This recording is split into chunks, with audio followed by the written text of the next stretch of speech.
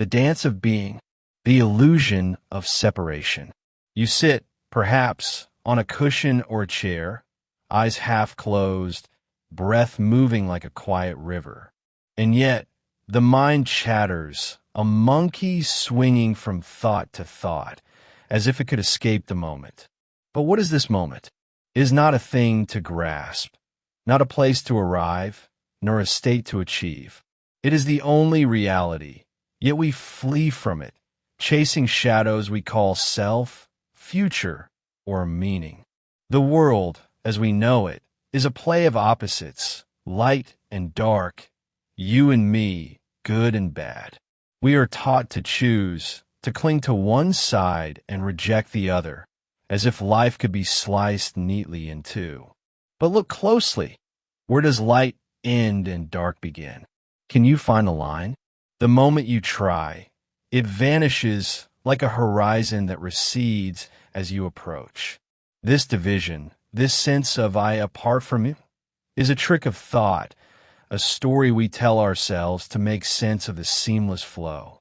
Consider a tree. It does not think, I am separate from the soil, the sun, the rain. It simply grows, its roots entwined with the earth, its leaves drinking light. You, too, are not separate.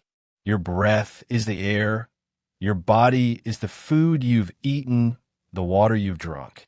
Your thoughts?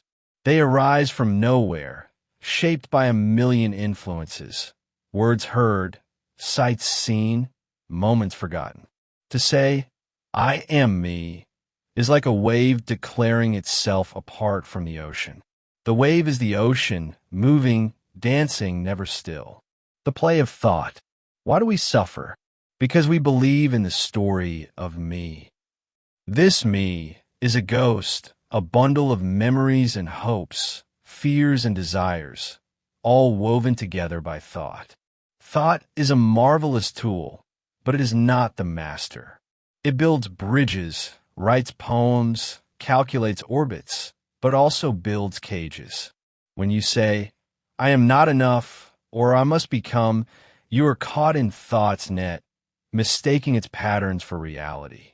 Sit still for a moment. Watch your thoughts. Do you choose them? Can you stop them? They come and go like clouds across a vast sky. You are not the clouds. You are the sky.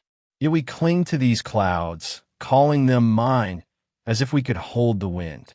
The suffering comes not from the thoughts themselves, but from our attachment to them, our belief that they define us. To see this is not to reject thought, but to understand its place. It is a servant, not a king. When you plan a meal or solve a problem, thought is your ally. But when it whispers, you are incomplete, or you must strive to be whole, it leads you astray. Wholeness is not something defined. It is what you are when you stop seeking. The simplicity of now. What is there to do then? Nothing and everything. The moment is complete, yet it asks nothing of you. You do not need to improve it, fix it, or escape it. Simply be here. Feel the weight of your body, the air against your skin, the hum of life around you. There is no goal to reach, no state to attain. The idea of enlightenment is just another thought, another carrot dangling before the donkey. Imagine a child playing in a stream, splashing water, chasing bubbles. The child does not ask, what is the purpose of this? The play is enough. Life, too, is play, not in the sense of frivolity, but in its effortless flow. The birds sing, the wind moves, your heart beats. None of it needs a reason. To live is to participate in this dance, not to stand outside it, judging or analyzing. But the mind resists. It says, this cannot be so simple. It wants complexity, struggle, a path to follow. And so we invent practices, disciplines, systems to get there. But where is there? It is here, disguised as the ordinary. The sound of traffic, the ache in your back, the taste of tea. These are not obstacles to truth. They are truth itself, when seen without the veil of thought. Letting go of the seeker. The greatest paradox is this: you cannot find what you already are. The seeker is the sought. When you search for peace, you are like a fish swimming in search of water. Stop swimming, and you are in it. Stop seeking, and you are home. This does not mean to stop living, to abandon action or responsibility. It means to act without the burden of I. When you chop wood or cook rice, do it fully, without the shadow of I must succeed or I must fail. The wood is chopped, the rice is cooked. That is enough. To let go of the seeker is to rest in what is. Not as a concept, not as a belief, but as a direct seeing. Look at your hand. Feel its warmth, its texture. Is there a problem in this moment? Unless thought creates one. The hand is simply there, as is the breath, the heartbeat, the world. Problems arise when thought projects a future or clings to a past, saying, this should be different. The dance of opposites. Life is a dance of opposites, yet the opposites are not enemies. Joy and sorrow, birth and death, love and loss, they're two sides of the same coin. To embrace one is to embrace the other. When you chase happiness and flee pain, you are running in circles, exhausting yourself. To stop running is to see that both are part of the flow, like the inhale and exhale of breath. Consider love. You love another, and there is joy. But there is also fear, fear of loss, fear of rejection. These are not separate from love. They are its shadow. To love fully is to accept the shadow, to know that the impermanence of things is what makes them precious. The flower blooms because it will fade. The moment shines because it will pass. This is not a call to detachment, to numbness or indifference. It is a call to dive in, to feel deeply, to live fully in the flux. Detachment is not the absence of feeling, but the absence of clinging. You can love without possessing, act without expecting, live without demanding that life conform to your wishes. The mirror of awareness. What is awareness? It is not a thing to grasp, not a state to maintain. It is the mirror in which all things appear. Thoughts, sensations, emotions, the world itself. You cannot see the mirror, but you see everything in it. You are not the reflections. You are the mirror itself.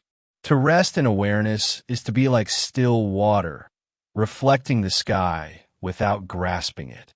The clouds pass, the stars shine, the storms come and go, but the water remains. So too with you. Thoughts arise, feelings ebb and flow, but you remain, the silent, spacious awareness in which it all happens. This is not something to achieve. You cannot practice awareness, for practice implies a doer, a goal. Simply notice what is already here. The sound of a bird, the hum of your breath, the weight of this moment. They're all reflections in the mirror. There is no need to polish the mirror. It is always clear. The ordinary miracle. The greatest miracle is the ordinary. The fact that you breathe, that the world turns, that your eyes see and your ears hear. This is the mystery hidden in plain sight. We overlook it because it is always there, like the air we breathe or the ground beneath our feet. But pause for a moment and look, really look. The texture of a leaf, the curve of a cup, the fleeting thought that passes through your mind.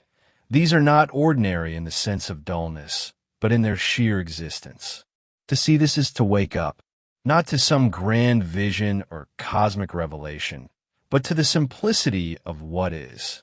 The mind may protest, saying, there must be more. But what could be more than this?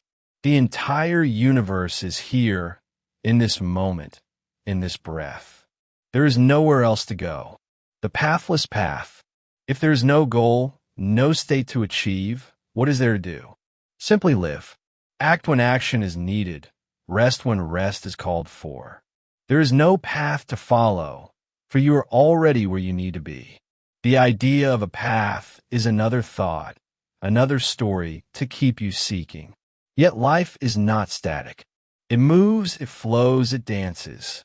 To live without a path is not to stand still, but to move with the current. When you are hungry, eat. When you are tired, sleep. When someone needs help, help them. This is not a philosophy or a system. It is the natural way, the way of the birds and the trees. The mind may ask, how do I know what to do? But the answer is not in thought. It is in the moment.